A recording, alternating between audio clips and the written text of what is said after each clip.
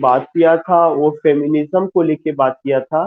कुछ एग्जांपल्स, कुछ चीजें which we see in our daily life. Yesterday I just told you and I told you about the fourth wave of feminism। इसका मतलब कि हम लोग जिस सेंचुरी में या जिस एज में रह रहे हैं, that is the fourth wave of feminism, जिसमें साइबर टेक्नोलॉजी या cyber feminism and how much women are active on social platform, जो सोशल साइट्स हैं या जो इस तरह के जो है ऐप वगैरह है, how much they are engage, how much they are using these things. You will come to know कि जब फोर्थ वेव ऑफ फेमिनिज्म की बात होगी तो ट्विटर की बात होगी, फेसबुक की बात होगी, व्हाट्सएप की बात होगी, वर्चुअल लर्निंग की बात होगी, ऑनलाइन क्लासेस की बात होगी, and how much they are familiar are acquainted with technology that, जो कह सकते हैं कि जो टूल्स वगैरह है उससे कितना वाकिफ है। तो यहाँ तक कल हम लोगों ने अपनी जर्नी की थी, जो था कि कहाँ से शुरू होता है। और मेरी बोल स्टोन क्राफ्ट के बाद हम लोग फोर्थ वेव ऑफ फेमिनिज्म पे जाते हैं। आज हम कुछ क्रिटिक्स को लेंगे और कुछ क्रिटिक्स के द्वारा दिए गए वर्ड्स को समझने की कोशिश करेंगे। नाउ आई थिंक कि जो फेमिनिज्म है, we we always find in our life की फेमिनिज्म की जरूरत क्यों है, why the people are talking about this movement. तो अब उस फेमिनिज्म से आगे भी बातें हो रही है। उस फेमिनिज्म में अगर अभी ये समझिए कि इफ वी थिंक कि on the basis of gender only women have been suppressed, only they have been oppressed, only they are talking about their emancipation, no, not at all। you will come to know कि LGBTQ का जो society है, lesbian, gay, bisexual, transgender, queering या queer theory से related जितनी बातें हैं, we are also getting their voices, we are also getting their voices, and especially it started from 1990, America से ये शुरू होता है। और आज एक बड़ा जो है, you will come to know कि यू फाइंड दैट कि there is a discourse on LGBTQ, उस पर एक डिस्कोर्स हो रहा है, प्रोजेक्ट वगैरह हो रहे हैं, PhDs वगैरह स्कॉलर्स कर रहे हैं। वह एक दूसरा इशू, वह जेंडर का इशू है, कभी किसी क्लास में हम उस पर भी बात करेंगे। और आज जो है जो सबसे इंपॉर्टेंट चीज है, एक टर्म है, that is gynocriticism. Gynocriticism, you will come to know कि दिस इज व्हाट, कि ये एक ऐसा टर्म है, मैं उसको स्पेल कर रहा हूँ, GYNOCRITICISM। जो गाइनोक्रिटिसिज्म है, यह एक ऐसा टर्म है जिसमें ये दिखाने की कोशिश की जाती है कि जो क्रिटिसाइज्ड बाय फीमेल्स और उसके बाद टू फीमेल ऑथर्स, जो नॉवेल, जो कहानियां, जो पोयम्स, जो कोई भी क्रिएशन या any piece of literature written by female authors and criticised by female critics. Gynocriticism एक ऐसा शब्द है जो यह बताता है कि any piece of literature written by female authors and criticised by female critic, जो फीमेल ऑथर्स के माध्यम से लिखा गया हो और जिसकी आलोचना फीमेल क्रिटिक्स करते हैं, उसको क्या कहा जाता है, उसको gynocriticism, that is known as gynocriticism. Again I would like to tell you कि यू फाइंड इट कि गाइनोक्रिटिसिज्म एक ऐसा शब्द है which refers to any piece of literature written by female authors criticized by female critics। So you don't find any role of male, any role of woman, एक तरह से, sorry not women, any role of man, any role of male. जो male है या जो man है उसको यहाँ से बाहर कर दिया गया, एक दुनिया बसाई गई और उस दुनिया में केवल फीमेल क्रिटिक्स को जगह दी गई, फीमेल क्रिटिक्स के साथ साथ फीमेल आथर्स को जगह दी गई। फीमेल आथर्स ने जो कुछ लिखा उसको फीमेल के ही चश्मे से इवेल्युएट करने की कोशिश की गई। तो such an attempt is known as gynocriticism. अब सवाल ये उठता है कि इस शब्द को किसने यूज किया। The term was used by Elaine Showalter. Elaine Showalter एक क्रिटिक है, उन्होंने इस शब्द को यूज किया हुआ है। और यू विल कम, या the spelling of the critic is Elaine, ELAINE, Elaine Showalter,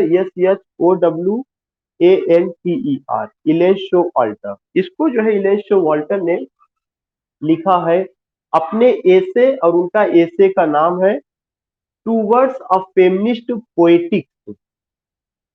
again I would like to tell you कि there is a word gynocriticism, GYNOCRITICISM, gynocriticism.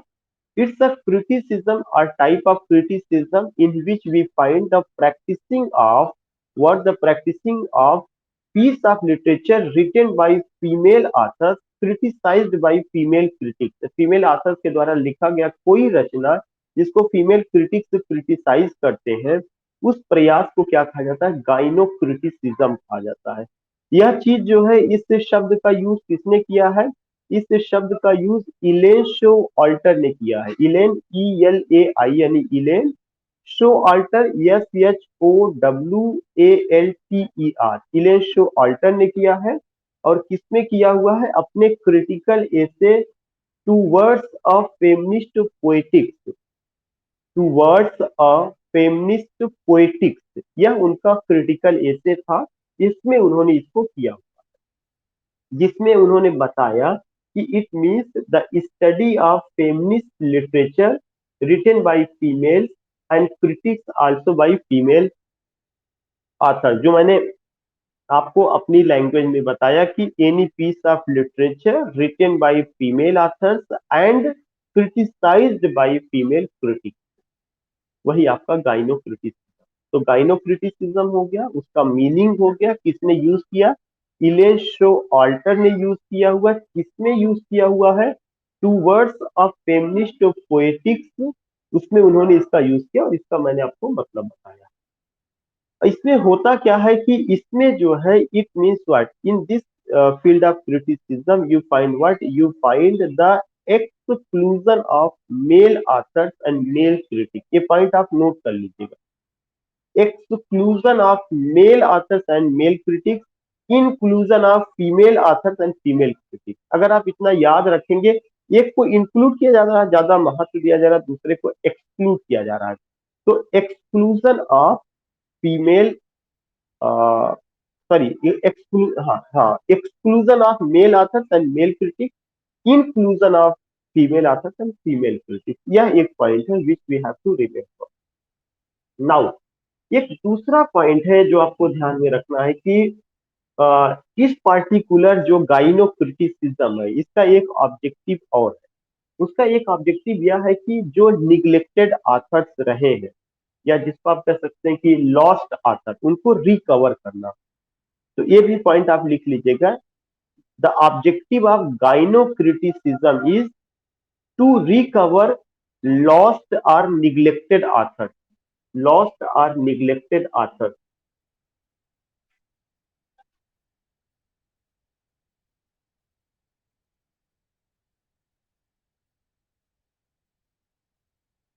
क्या इसका ऑब्जेक्टिव क्या है, एम क्या है? To recover lost, LOST, lost OR और neglected authors, neglected female authors आपको use करना है, निग्लेक्टेड फीमेल ऑथर्स। जैसे एक एक एक बहुत अच्छी बात है जो रियली में लगता है, ये लॉजिक कितना फ्रूटफुल है। जो क्वीन विक्टोरिया का जमाना था, कहने के लिए तो क्वीन विक्टोरिया उस समय रूल कर रही थी, she was the queen of England. लेकिन आप देखेंगे कि उसी समय एक बड़ी नॉवलिस्ट आती है जिनका नाम है जॉर्ज इलियट। जॉर्ज इलियट जो है कभी भी अपने ओरिजिनल नेम से नहीं लिखती है। जॉर्ज इलियट ने जो लिखा है वो किस नाम से लिखा है? मेरी एन इवेंस के नाम से लिखा है। George Eliot wrote with the title Mary Ann Evans. अगर आप देखेंगे कि जॉर्ज इलियट ने जो लिखा है किस टाइटल से लिखा है? मेरी एन इवेंस के नाम से लिखा है। और दूसरी तरफ अगर आप देखेंगे, किसको देखेंगे कि जो जॉर्ज इलियट, जो मेरी एन इवेंस है, उन्होंने क्यों जो है उनका ओरिजिनल नाम तो मेरी एन इवेंस रहा, लेकिन उन्होंने किसके नाम से लिखा? George Eliot. तो वो मेरी एन इवेंस के नाम से क्यों नहीं लिखी? इसलिए नहीं लिखी कि वह जो समय था, मेल ऑथर्स का समय था। और जितने भी मेल ऑथर्स थे उसमें आप देखेंगे चार्ल्स डिकेंस थे, और आपका हॉर्डी रहे हैं। तो एक डर लगता था कि इन इन लोगों के आगे अगर मैं लिखूंगी तो कहीं ऐसा लोग, सोसाइटी क्या सोचेगी, और ऐसा इनके नेम के आगे मेरा अस्तित्व कहीं नहीं रहेगा। तो जो जो जॉर्ज इलियट है, इन सबको पॉपुलैरिटी बाद में मिलती है, बाद में मिलती है।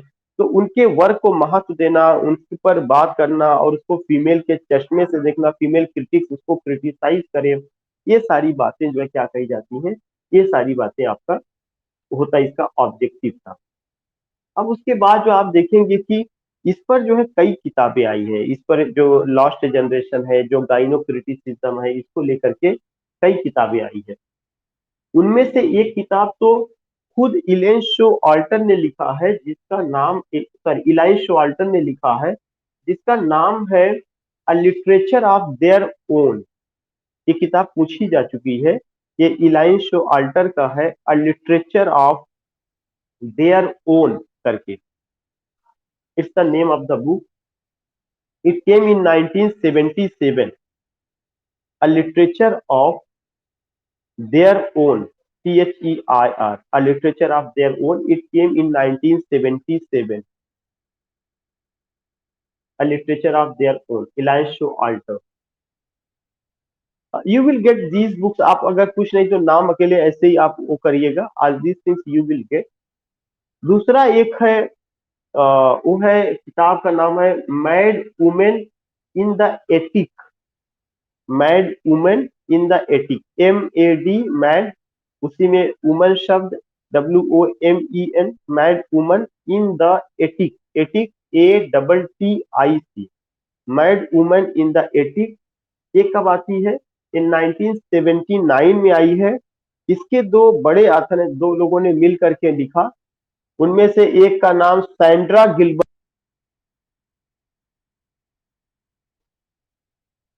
हेलो जी, आवाज आ रही है? हाँ। उनमें से उनमें से एक का नाम क्या था? उनमें से एक का नाम सैंड्रा गिलबर्ट था। Sandra, SANDRA, Sandra Gilbert, GILBERT, Sandra Gilbert. तो व्हाट आई वांट टू से कि एक किताब आई है जिसका नाम क्या है, mad women in the attic, ATTIC। You will come to know कि यह जो किताब रही है, दो लोगों ने मिल करके लिखा था। एक का नाम है Sandra Gilbert, SANDRA, Sandra Gilbert, GILBERT, Gilbert, and Susan Guber. सुजन की spelling SUSAN, Susan Guber, GUBER, Susan Guber. ये दो लोग रहे हैं, Sandra Gilbert and Susan Guber. तीसरा जो है, एक बड़ी आथर है जिन्होंने एक और किताब लिखा है कि the female imagination, the female imagination. यह जो किताब है द फीमेल इमेजिनेशन, ये 1975 में आई है। इसके जो राइटर हैं उनका नाम है Patricia Meyer Spack, Patricia, PATRICIA, Patricia, PATRICIA, Patricia Meyer, MEYER, Patricia Meyer SPAC, SPAC, SPAC. तो ये तीन किताबें जो है गाइनो क्रिटिसिज्म को लेके बात करती है। मैं फिर से बता दूं कि गाइनो क्रिटिसिज्म को किसने क्वाइन किया हुआ है? इलाइन शो ऑल्टर ने क्वाइन किया है अपने एक एसे। उस एसे का नाम है टूवर्ड्स अ फेमिनिस्ट पोएटिक्स। एसे का क्या नाम है? Towards a feminist poetics. दूसरा चीज कि ये जो एसे आया है उनका 1979 में आया है, टूवर्ड्स अ फेमिनिस्ट पोएटिक्स। उन्होंने जब इसको इसमें क्वाइन किया है या अपनी बात को रखा, तो इसका मतलब क्या होता है? इसका मतलब होता है कि piece of literature written by female authors and criticised by female critics, इस नजरिए से बात करना। इसमें क्या किया जाता है? You find inclusion of female authors and female critics and exclusion of male authors and male critics, उनको बाहर का रास्ता दिखा दिया जाता है। ये अपनी खुद की एक दुनिया तैयार की जाती है जिसमें वो बात होती है।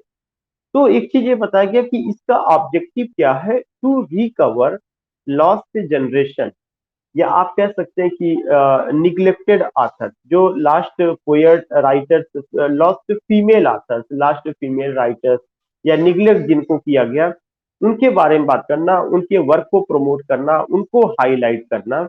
इसको लेकर के 3 एग्जांपल्स दिए जाते हैं गाइनोक्रिटिसिज्म से रिलेटेड। पहला एग्जांपल मैंने आपको बताया था, अ literature of their own, THEIR, their own, OWN. It came in 1977. It has been written by Elaine Showalter, ELINE, Elaine Showalter, SHOWALTER, Elaine Showalter. दूसरा जो है किताब है mad women in the attic, ATTIC, mad women in the attic, 1979 में आई है। And you will come to know it was written by whom, it was written by Sandra Gilbert, SANDRA, Sandra Gilbert, GILBERT, and Susan Goober, Sandra Gilbert and Susan Goober, SUSAN, Susan Goober, GUBER, Sandra Gilbert and सूजन गूबर, उनके द्वारा लिखा गया। उसके बाद जो है एक और है तीसरा, जिसका नाम है the female imagination, the female imagination. इसमें ऑथर का नाम है Patricia Meyer Spack, Patricia PATRICIA, Patricia Meyer MEYER, Meyer Spack SPACK, Patricia Meyer Spack. ये जो है थर्ड आंसर। तो इस तरह से you come to know about what, you come to know about गाइनोक्रिटिसिज्म।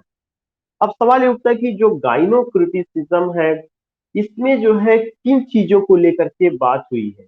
इसमें 3 चीजों को लेकर के बात हुई है, फेमिनिन, फेमिनिस्ट और फीमेल स्टेजेस को लेकर के बात हुई है। तो सवाल ये उठता है कि मास्कुलिन क्या है, फेमिनिन क्या है? मैं इस टर्म को यहाँ पे वो कर दूं कि मास्कुलिन जो है, आप ये कह सकते हैं कि मेल एट्रीब्यूट, मास्कुलिन जो है क्या है, यह जो है मेल एट्रीब्यूट्स है। फेमिनिन क्या है कि फीमेल एट्रीब्यूट्स है। अब अगर मास्कुलिन मेल एट्रीब्यूट्स है तो male attributes biological male attributes या जो है सोशल जो कंस्ट्रक्टेड एट्रीब्यूट है वो। जैसे जो है ये चीज कहा गया कि मास्कुलिनिटी या मेल एट्रीब्यूट्स जो है, ये चीजें कहा गया कि ब्रेवरी, करेज, बोल्डनेस, रीजन उसमें होता है, डिसीजन मेकर होता है, मतलब इंटेलेक्चुअलिटी उसमें होती है, ज्यादा बुद्धिमान होता है। ये मैं नहीं कह रहा हूं, ये मतलब जो मास्कुलिनिटी के लिए जो बात करते हैं मैं उसकी बात कर रहा हूँ। तमाम तरह की बातें कही गई, उनको लेकर के बहुत अच्छे अच्छे एडजेक्टिव गढ़े गए कि they are brave, bold, courageous, they can challenge anything, they can handle any problem. तो मतलब उनको ये दिखाने की कोशिश की गई कि वो ज्यादा समझदार होते हैं, आप कह सकते हैं चालाक होते हैं, काम को बेहतर ढंग से हैंडल करते हैं, और जितने इंस्टीट्यूशंस होते हैं उनके हेड वही होते हैं, वही बेहतर कर पाते हैं। ये तो चलिए ठीक है, ये एक कोने अभी रखते हैं, अभी इसको क्रिटिसाइज कर किया जाएगा कि कैसे ये गलत है। अब उसके बाद आते हैं, हम किस पर आते हैं, फेमिनिटी को लेकर के आते हैं। फेमिनिटी जो है फीमेल एट्रीब्यूट है, या आप masculinity, femininity, female attribute. Female attribute में क्या रखा गया? ये रखा गया कि वो फ्रेजाइल हैं, वीक हैं, टेंडर हैं, सॉफ्ट हैं, उनको फियर, डर लगता है, वो इमोशनल एस्पेक्ट उनका ज्यादा स्ट्रांग है, और रीजन उसमें ज्यादा नहीं है, तर्क लेने की क्षमता करना नहीं है। उनके लिए वर्ड अबला वर्ड यूज किया गया अगर देखा जाए तो। All these things we find, all these things we find की एक वर्ड कि अबला, दुर्बल, कमजोर, all these things we find. ठीक है, ये सब भी चीजें जो है कहा गया। प्रैक्टिकल लाइफ में तो ये कहा गया, और लिटरेचर में भी कहा गया। अगर आपको याद होगा जयशंकर प्रसाद की कामायनी जो क्रिएशन है, उसमें उन्होंने यही कहा कि नारी तुम केवल श्रद्धा हो, विश्वास रजत के नवतल में, अमृत सदृश बहा करो जीवन के इस सुंदर तल में। तो नारी को श्रद्धा, यत्र नारी पूज्यते तत्र देवता रमनते, तमाम बड़ी बड़ी बातें कही गई। नारी को दुर्गा का रूप, काली का रूप, ऑल दीज थिंग्स, तमाम चीजें। लेकिन प्रैक्टिकल लाइफ में नारी के उसी कैरेक्टर को ज्यादा फैलाया गया, ज्यादा उजागर किया गया, आइडियल माना गया जिसमें सीता जी का कैरेक्टर नजर आया, सावित्री का कैरेक्टर नजर आया, जिसमें जो है अनसुईया जी का कैरेक्टर नजर आया, जिसमें जो है मतलब उसको हाईलाइट ज्यादा किया गया। अब उसके बाद जब अगर उसको हाईलाइट किया जाता है तो उस हाईलाइट को करने के बाद आप ये देखते हैं कि एक हमारे सामने एक फिगर बन जाता है कि यही नारी आइडियल है। अगर कोई उस चेन को तोड़ती है या बात करती तो वह आइडियल नहीं बनती। अब मैं एक क्वेश्चन है जो अभी अभी मैंने मतलब just I came to know really में कि लोग काम काफी कर रहे हैं। मास्कुलिनिटी को जो केवल मेल के खांचे में रखा गया वह गलत है। No one is no one has masculinity, no one has femininity, every या each has masculinity and each has femininity। India में एक बड़ा अच्छा कॉन्सेप्ट है अर्धनारीश्वर, कॉन्सेप्ट ऑफ शिवा का, हाफ मैन हाफ वुमन। हर आदमी में औरत है और हर औरत में आदमी। और परफेक्शन जो है, कोई ये कहे कि केवल मेल होना परफेक्ट है तो वो परफेक्शन नहीं है, कोई कहे कि फीमेल होना परफेक्ट है तो वह भी परफेक्ट नहीं है। Perfection lies when you find male in female and female in male, then you find that there is a perfection, that is the concept of Ardhanarishvara. अब अगर आप बात बताइए कि अगर बहादुरी मेल के खांचे में है, या जैसे अमिताभ बच्चन कहते हैं कि मर्द के सीने में कभी दर्द नहीं होता। अभी प्रीति मैडम से हमारी बात हो रही थी कि एक एडवर्टीजमेंट आता है ऋतिक रोशन का, डर के आगे जीत है। ये सब जो आते हैं ये जो है मास्कुलिनिटी की निशानी, जितना भी चीजें। या अगर ये कहते ये एक ये इस तरह से कहा जाए कि मेरे पास 56 इंच का सीना है, मतलब जैसा कि कहा जाता है, तो ये कोई ये अपने आप को दिखाने की कोशिश है कि ब्रेवरी। लेकिन जो है, क्या इतिहास के पेजेस में ऐसा कोई कैरेक्टर नहीं मिलता जिसने ब्रेवरी नहीं दिखाई? मेरी नजर में अगर ये बात की जाए कि झांसी की रानी से बड़ा मास्कुलिन कौन हो सकता है, सुभद्रा कुमारी चौहान जब लिखती है कि खूब लड़ी मर्दानी वह तो झांसी वाली रानी थी, तो उन्होंने वहां पे वर्ड मर्दानी ही यूज किया है। उन्होंने वर्ड मर्दानी यूज किया है। खूब लड़ी, ये नहीं कहा कि खूब लड़ी औरत वह तो झांसी वाली रानी थी, no not at all. Mardani, this particular mardani, probably it refers to what? It refers to ki lady means the queen of Jhansi. She had what? She had masculinity. The particular traits of masculinity, attributes of masculinity, which we see only in male. It means that we are in wrong direction. No, not at all. You find masculinity when you find masculinity in female also. If we take उस समय जबकि दिल्ली सल्तनत है, we find the name of Razia Sultan. Razia Sultan को आप देख सकते हैं कि कुतुबुद्दीन ऐबक और इल्तुतमिश के बाद जब बहुत सारा प्रॉब्लम दिल्ली सल्तनत में था, तो उसको कुछ समय के लिए किसने मैनेज किया? रजिया सुल्तान ने मैनेज किया। You can just take the example of Jahangir का पीरियड। जहांगीर जो है उतना ज्यादा एक्टिव नहीं है जितना नूर जहां एक्टिव है, पूरा शासन जो है उनके हाथों में चलता है। अकबर के जमाने में एक लेडी आती है माहम अंगा, जो पूरा माहम अंगा, जब अकबर छोटे हैं तो माहम अंगा पूरा का पूरा संभालती है। अगर जोधाबाई जो धारावाहिक आता था उसमें अगर देखा जाएगा तो you will come to know कि क्या कैरेक्टर उनका रहा। ये तो मैंने पेजेस ऑफ हिस्ट्री में मध्य युग में उस समय बात की है। ऐसे ही आप जो है देख सकते हैं कि एंशिएंट हिस्ट्री में स्कॉलर्स को आप देख सकते हैं। स्कॉलर्स के अलावा आप देख सकते हैं कि किस तरह से सिचुएशन को तमाम क्वींस ने कंट्रोल किया। ऐसे ही प्रैक्टिकल एग्जांपल आप लेडी मैकबेथ को ले सकते हैं, जो कि उसमें देखा जाता है लेडी मैकबेथ से बड़ा मास्कुलिनिटी कहाँ पे मिलेगा कि मैकबेथ उसके सामने कमजोर पड़ जाते हैं। व्हेन बैंको इज मर्डर्ड, जब बैंको का हत्या होती है, बैंको की हत्या होती है और बैंक्वेट सीन होता है, यू फाइंड कि in banquet scene when the situation is out of control. Preeti ma'am please mute your mic is on. तो you will come to know कि एक लेडी मैकबेथ का जो कैरेक्टर है वो किस मास्कुलिनिटी से, क्या वो ब्रेव नहीं है, क्या वो सिचुएशन को कंट्रोल नहीं करती है? समटाइम्स वी फाइंड दैट कि ब्रेवरी में वो मैकबेथ से आगे निकल जाती है। दूसरा चीज की जब आप मास्कुलिनिटी की बात करते हैं तो आधुनिक भारत में इंदिरा गांधी से बड़ा मास्कुलिन कौन हो सकता है, जिन्होंने एक पूरा जियोग्राफी देश की दुनिया की बदल दी। एक अलग मुल्क का उन्होंने दो हिस्सों में कर दिया, बांग्लादेश और पाकिस्तान 1971 के जंग में। तो उस समय जो बोल्ड डिसीजन लेने वाली थी वो इंदिरा गांधी थी। बहुत सारे ऐसे आप चीजों को पढ़ेंगे जहाँ पे इंदिरा गांधी से बड़ा masculine you can't find in 20th century India. 20th century India का मतलब last decade of the 20th century India. अब उसके बाद एक क्वेश्चन आता है कि फिर अगर इतना सारा मास्कुलिन है तो फेमिनिन कौन है। मेरी नजर में कि गांधी से बड़ा कोई फेमिनिन नहीं है। गांधी जी से बड़ा कोई फेमिनिन नहीं है, इसलिए कि अगर आप करुणा की बात करते हैं कि करुणा की देवी स्त्री है, अनडाउटली उसमें कोई दो राय नहीं है। क्योंकि जब माँ का जो उसका रूप होता है उससे ज्यादा करुणा जो है या उससे ज्यादा दया जो है धरती पे और कहीं नहीं देखा जा सकता है। हो सकता है कि फादर जो है अगर बच्चा बीमार हो तो वो रात भर ना जगे, लेकिन माँ जगे।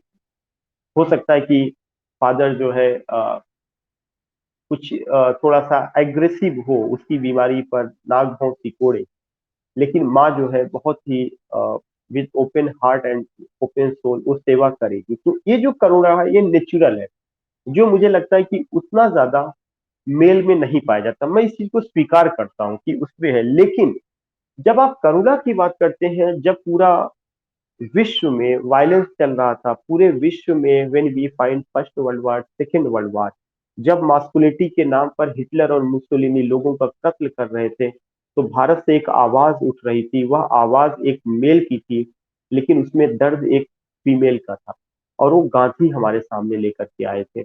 जब गांधी जो है सत्य की बात करते हैं, अहिंसा की बात करते हैं, तब हमें समझ में आता है कि इनसे बड़ा फेमिनिटी कौन हो सकता है। जो फेमिनिटी की बात केवल औरत के खांचे में डाली गई कि करुणा, दया, कमजोर, फ्रेजाइल, इमोशन, फीलिंग्स, जज्बात, माफ करना, चीजों को सहन करना, सब्र करना।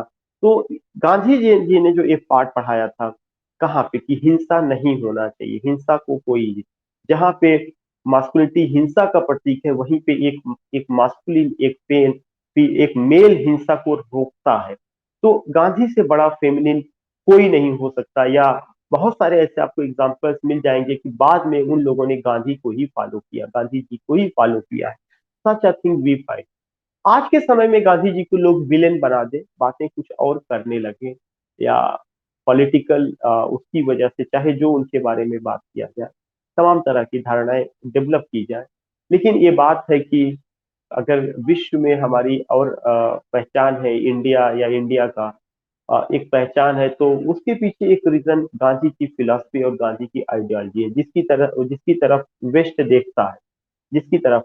I was attending a seminar in university of Allahabad, तो उसमें ओझा सर थे ज्योग्राफी के, उन्होंने कहा था कि अ, वो गए थे इंग्लैंड, तो वहां पे जो है वो जो है मतलब गांधी का स्टेच्यू बना हुआ था, वहां पे 8-10 लोग बैठ करके गांधी के बारे में जिक्र कर रहे थे। They were talking about Gandhi, importance of Gandhi, Gandhi का सत्य, अहिंसा, गांधी का जो फिलोसफी ऑफ लाइफ थी। तो उन्होंने कहा कि इतना शिद्दत के साथ वो लोग उस पर टॉपिक पे बात कर रहे थे। Then I came to know कि इम्पोर्टेंस ऑफ गांधी, कि गांधी ऐसा लगता है कि जैसे अपने वतन में उनको कम करके आंका जा रहा है, लेकिन वेस्ट उनको डिफाइन कर रहा है, रीडिफाइन कर रहा है उनको, उनको चीजों को समझने की। तो ये चीजें हो सकती हैं अपने अपने लिहाज से समझने का। तो ये चीजें हैं, और ये एग्जाम्पल इसलिए दिया गया समझने के लिए कि मास्कुलिनिटी क्या है और फेमिनिटी क्या है, और आपको इसलिए दिया गया कि गाइनोक्रिटिसिज्म जो है फेमिनिटी पे बात कर रहा है, फेमिनिन पे बात कर रहा है। तो फेमिनिन मैंने आपको बता दिया कि फेमिनिन क्या है। फेमिनिन एक कैरेक्टरिस्टिक है, फेमिनिन की बीइंग फेमिनिन, या तो feminine it shows what, it shows the characteristics of woman, और you can say womanhood, womanish nature. अगर आपको याद होगा कि जॉन मिल्टन को क्या कहा गया था कि लेडी ऑफ प्रुस्ट, लेडी ऑफ प्रुस्ट कहा गया, क्यों कहा गया? करली हेयर, वुमेनिश नेचर, शाई नेचर, ऑल दीज थिंग्स। तो फेमिनिन एक एट्रीब्यूट है। अब सवाल ये उठता है कि फेमिनिस्ट कौन है, who is feminist? Anyone can be feminist. Anyone can be feminist, whether that is male or female. One who talks about the rights of women, one who talks about the respect of women, one who appeals everyone that without women we can't imagine that there can be any ideal society. If anyone talks about the rights of women, about if anyone talks about the respect, honor, and just you can say tell other people that we have to show our respect, we have to show, we have to convey our regard to women, so that is who, that is feminist. तो feminist का मतलब ऐसा नहीं कि कोई कोई female ही feminist, no, anyone who talks about women, anyone who talks about the rights of women, anyone who highlights that why the women have been suppressed and these are the problems, these things should be removed away, या उस obstacles को हटाना चाहिए, वह कोई भी आदमी feminist हो सकता है जो औरतों के अधिकारों की बात करे, उनके सम्मान की बात करे, उनकी प्रॉब्लम्स को क्या करे, अगर जो है वो शेयर करता है। अब उसके बाद आप ये देखेंगे कि जो इलेन शो वाल्टर है, इलेन शो वाल्टर ने, उन्होंने अपनी किताब a literature of their own में, a literature of their own में, उन्होंने इस किताब में जो फेमिनिज्म है उसके 3 फेजेस बताए हैं कि फर्स्ट फेमिनिन स्टेज कैसे होता है, सेकंड फेमिनिन स्टेज कैसे होता है, और फिर फेमिनिन और फेमिनिस्ट, उसके बाद जो है आपका फीमेल स्टेजेस, उन्होंने इसको लेकर के जिक्र किया है। और ये कोई स्टेज नहीं जो हम लोगों ने first wave of feminism, second wave of feminism, third wave of feminism को बात किया है, वह वहीं से ही रिलेटेड रहा है। तो उन्होंने कहा कि जो फेमिनिन फेज था, फेमिनिन फेज का मतलब कि स्त्रियों में वो टैलेंट था, दे रोट, वह जो फेज है फेमिनिन फेज 1840 से 1880 तक रहा है। इलाइन शोवाल्टर कहती हैं कि फेमिनिन फेज 1840 से 1880 तक था। और ये जो 1840 से 1880 तक था, इस समय अगर आप देखेंगे कि जो राइटर आई है वो छुप छुप कर लिखती थी, जैसे अभी मैंने आपको नाम बताया था कि जॉर्ज इलियट, लेकिन इनका रियल नेम क्या था, मेरी एन इवेंस। इसके अलावा आप देखेंगे कि उन चूंकि वो इसलिए छुप के लिखती थी कि उनके अंदर इंफीरियरिटी कॉम्प्लेक्स था, they were female writers, but they have the inferiority complex की व्हाट मेन विल थिंक, वे क्या सोचेंगे, वे कहीं ऐसा तो नहीं कि मेरी राइटिंग को कम करके आके या मुझे गलत समझे, all this things be fine. तो ये सब चीजें उसमें नजर आती है कि फेमिनिन फेज दे रहा है। उसके बाद एक आपका आता है फेमिनिस्ट फेज जो 38 ईयर्स तक था, जो 1882 से 1920 तक रहा, feminist phase. You will come to know कि इसमें औरतों को राइट्स मिले, उनको वोट का अधिकार मिला, वह आपका फेमिनिस्ट फेज था जब वो अपने राइट्स को लेकर के बात करती है। फेमिनिन फेज में इन मतलब वे नॉवलिस्ट के रूप में है, वे कुछ लिख रही हैं, लेकिन जो फेमिनिस्ट फेज है, फेमिनिस्ट फेज यह मूवमेंट में तब्दील हो जाता है, या मूवमेंट में वे राइट्स की बात करती हैं, उनको राइट टू वोट मिला।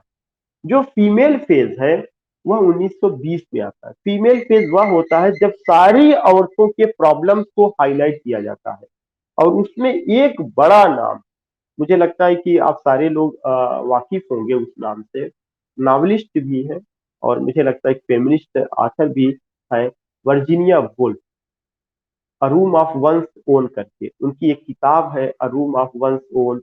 इसके अलावा मिसेस डॉलोवे उनका नावल है, उसके अलावा एक और जो है टू द लाइट हाउस करके है, और आपका जो है थ्री बुनियाद उनका वर्क है, और स्ट्रीम ऑफ कॉन्शियसनेस टेक्निक की या साइकोलॉजिकल नॉवलिस्ट रही है, 20th सेंचुरी में आई हुई है। तो यह जो दौर था, यह जो जमाना था, यह उनका था जहाँ पे ये सारी बातें होती।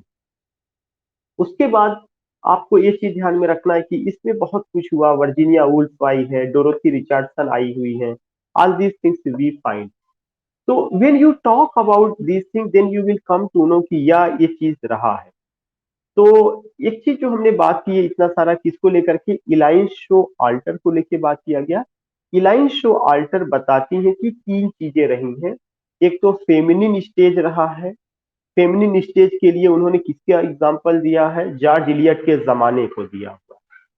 उसके बाद आप उन्होंने कहा कि फेमिनिस्ट फेज आता है, फेमिनिस्ट फेज जब यह मूवमेंट में तब्दील होता है, जब औरतों को राइट टू वोट मिलता है यूरोप में। उसके बाद फीमेल फेज आता है, जो फीमेल फेज आता है या 1920 से लगातार चलता है, and you will come to know इसमें डोरोथी रिचर्डसन है, वर्जीनिया वुल्फ है, इन सबको हम पाते हैं। Now the next thing which we have to remember, the earliest track of feminism, कि फेमिनिज्म सबसे पहले कब आया दुनिया में। जैसे मैंने कहा, अगर इंडिया में बात की जाएगी तो महादेवी वर्मा की बात जरूर की जाएगी, और वो कौन होगा, उनका क्रिटिकल एक से श्रृंखला की कड़ियां। लेकिन जो है, अगर कभी मिलेगा मौका तो जरूर पढ़िएगा श्रृंखला की कड़ियां महादेवी वर्मा का, ट्रांसलेटेड इन इंग्लिश आज तो वहाँ पे भी, या हिंदी में मिल जाए तो जरूर पढ़िएगा। बहुत अच्छा टॉपिक है। आप ये समझिए कि फेमिनिज्म कभी खत्म मतलब मैं नहीं कहता, ये जब तक इंसान दुनिया में रहेगा, धरती पे रहेगा, ये इस पर बात होगी, वो नए नए रूप में आता रहेगा। जैसे टेक्नोलॉजी आई, वहां पे फेमिनिज्म देखा जा रहा है।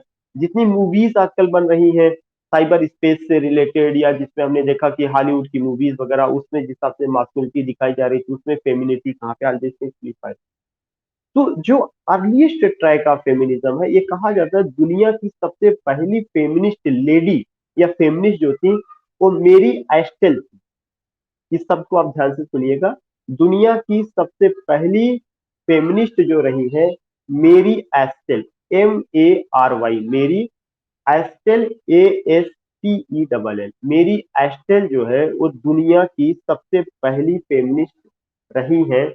उन्होंने एक किताब लिखा था, और ये जो समय था 1694 की बात है। 1694 का मतलब कि आप ये समझिए कि रेस्टोरेशन एज जो है खत्म, जॉन ड्राइडन के जमाने की बात है। उन्होंने एक आप कह सकते हैं कि एक उनका वर्क है जिसका नाम है a serious proposal to the ladies, a serious proposal to the ladies. ये उनका अपना वर्क रहा है, तो उनको क्रेडिट दिया जाता है कि वो पहली इंग्लिश फेमिनिस्ट रही है। First English feminist was who, first English feminist was मेरी एस्टेल, MARY, मेरी ASTELL, एस्टेल, जिनकी किताब का नाम है a serious proposal to the ladies.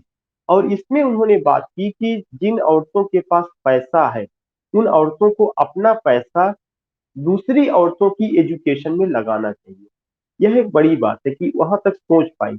और मैंने कहा कि उसी के कुछ साल बाद जो है भारत में फातिमा शेख, उस्मान शेख, सावित्री बाई फुले और ज्योतिबा फूले, डॉक्टर सॉरी राजा राम मोहन राय, और तमाम समाज सुधारक से स्वामी दयानंद सरस्वती जी, और तमाम लोग थे जिन्होंने काफी हद तक काम किया। तो जब इंडिया में, चूंकि we are living in our nation, तो हमें अपने यहाँ की कल्चर से, संस्कृति से, की हिस्ट्री से वाकिफ होना चाहिए। उसको लेकर के जरूर बात करनी चाहिए कि क्या हो रहा था हमारे, क्या कैसा था।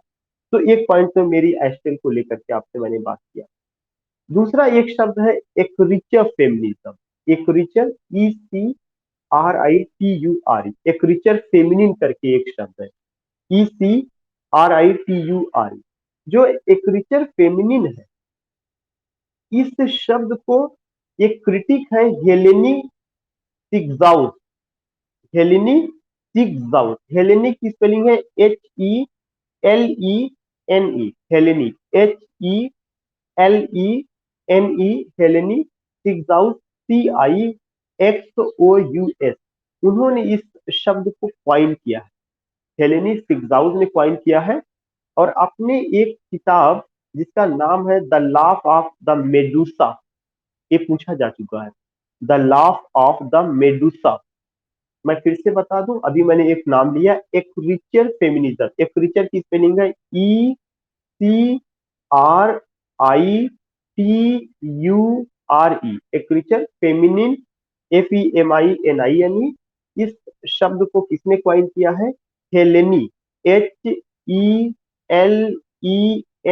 हेलेनी सिग्जाउस, CIXOUS। उनकी किताब का क्या नाम है? The laugh of the Medusa. Medusa, MEDUSA, एक कैरेक्टर, ये 1976 में आई है। इसमें उन्होंने क्या किया है, जो फीमेल लैंग्वेज है, जो औरतें किस लैंग्वेज में लिखती हैं, या फेमिनिन राइटिंग को या वीमेंस राइटिंग को लेकर के उन्होंने बात किया, फेमिनिन राइटिंग या वीमेंस राइटिंग को लेकर के इसमें उन्होंने बात किया है। उसके अलावा जो है आप देखेंगे कि और ऐसा कुछ नहीं है जिसमें कि हम उसमें ये करें। तो एक क्रिटिक ये थी जिसमें हमें बात करना जरूरी था। उसके अलावा एक वर्ड है उमैनिज्म। उमैनिज्म क्या है? उमैनिज्म जो टर्म है, इसको एलिस वॉकर ने क्वाइन किया है। एलिस वॉकर नॉवलिस्ट भी है, कानपुर यूनिवर्सिटी के सिलेबस में एलिस वॉकर है। तो उमैनिज्म एक शब्द है जिसको एक नॉवलिस्ट है एलिस वॉकर ने, उसको उन्होंने क्वाइन किया है। और उमैनिज्म जो आया, ऐसी बात नहीं कि ये फेमिनिज्म के खिलाफ रहा है, नहीं। वुमेनिज्म फेमिनिज्म का हिस्सा है। जब जो है फेमिनिज्म में केवल व्हाइट वुमेन की बात होती थी, ब्लैक को इंक्लूड नहीं किया गया था, दुनिया की और दूसरी औरतों की आवाज को नहीं उठाया जा रहा था, तब एलिस वाकर ने कहा कि हमें वुमेनिज्म की बात करनी चाहिए, पूरे नारियों की बात, पूरी औरतों की बात करना चाहिए। तो वुमेनिज्म भी एक शब्द है जो उसमें इन्होंने बात की है एलिस वाकर ने। और एलिस वाकर ने ये बात जो है अपने ऐसे in search of our mothers garden में कही है। In search of our mothers garden में, in search of our mothers garden colon womanist prose 1983 में आई है, उसमें उन्होंने बात किया हुआ है। तो इस तरह की चीजें आती हैं। उसके बाद आता है रेडिकल फेमिनिज्म। रेडिकल फेमिनिज्म में बहुत जोर शोर से आवाज उठाई जाती है, बहुत बुलंद ढंग से, रेडिकल थॉट जैसे होता है कि अधिकारों की बात की जाती है, उसमें बहुत तेजी के साथ। तो रेडिकल फेमिनिज्म है जिसमें आप कह सकते हैं कि वुमेन साइमन दी बुआ का भी था, जिनकी किताब द सेकंड सेक्स आई थी। उसके अलावा उसमें मेरी डॉली करके एक रही है। ये सब रहे हैं, लेकिन रेडिकल फेमिनिज्म एक कॉन्सेप्ट है जिसमें राइट्स को लेकर के बहुत ही एक पूरा मूवमेंट शुरू किया जाता है, राइट्स को लेकर बहुत बात की जाती है। उसके बाद एक और एस्पेक्ट है लिबरल फेमिनिज्म। जो लिबरल फेमिनिज्म है ये अमेरिका में पॉपुलर हुआ। लिबरल फेमिनिज्म उदारवादी थोड़ा सा सोच लेकर के, और इसकी एक बड़ी राइटर है शर्ले सैंडबर्ग। अमेरिका में एक तो पॉपुलर हुआ, इसकी एक राइटर है Shirley, SHER, Sheryl Sandberg, SHERYL, Sheryl, SHERYL, Sandberg, SANDBERG, वो आती है, ये रही है। तो ये लिबरल फेमिनिज्म था। बाकी जो है एक मटेरियलिस्ट फेमिनिज्म का कॉन्सेप्ट है। मटेरियलिस्ट फेमिनिज्म में एक फ्रांस में पॉपुलर हुआ था, और इसकी एक आथर है मॉनिक, MONIQUE। मटेरियलिस्ट फेमिनिज्म, उसके बाद आपको क्या लिखना है, मॉनिक है। उन्होंने एक ऐसे ही लिखा, और उस ऐसे का उन्होंने नाम रखा कि one is not born a woman. याद होगा जो चीज द सेकंड सेक्स में उन्होंने कहा था, आपके साइमन दी बुआ ने, कि women are not born but made. ऐसे ही एक नए कॉन्सेप्ट को जन्म देती है मटेरियलिस्ट फेमिनिज्म को कौन, मोनिक नाम किया था, MONIQE, फ्रांस में। और उन्होंने एक वो लिखा, उसमें उन्होंने लिखा कि one is not born a woman, एक औरत पैदा नहीं होती। तो इस तरह से आप अगर देखेंगे तो मटेरियलिस्ट फेमिनिज्म है, लिबरल फेमिनिज्म है, वुमेनिज्म है, एक्रिचर फेमिनिन है, गाइनोक्रिटिसिज्म है, फेमिनिन, फेमिनिस्ट और फीमेल स्टेजेस हमने आज कवर किए हैं। लेकिन इसका मतलब ये नहीं कि यहीं तक हो गया है, कुछ वर्क है विच आई हैव प्रिपेयर्ड, जिसको मैं आपको भेजूंगा, वहां पे आप उसको कवर करिएगा। इसके अलावा थोड़ा सा मैं बात और दो तीन चीजों पे करूंगा। एक तो साइबर फेमिनिज्म, और दूसरा जो है आपका साइबर फेमिनिज्म के अलावा एक और फेमिनिज्म का स्कोप है, थोड़ा सा उस पर डिस्कस करेंगे। जैसे आप eco criticism, eco feminism, sorry, eco feminism है। एक और क्षेत्र है इंडिया के पर्सपेक्टिव से कि दलित फेमिनिज्म, इस्लामिक फेमिनिज्म क्या है। दो तीन चार शब्द हैं जो मैं करूंगा, ज्यादा नहीं। कल थोड़ा सा उस पर बात करूंगा। इस पे बात करने के बाद मैं मार्क्सिज्म पर आऊंगा, मैं मार्क्सिज्म पर। तो नाउ कंक्लूडिंग दिस सेशन, आज आप लोगों को मैं इतना ही करूंगा। We will meet tomorrow.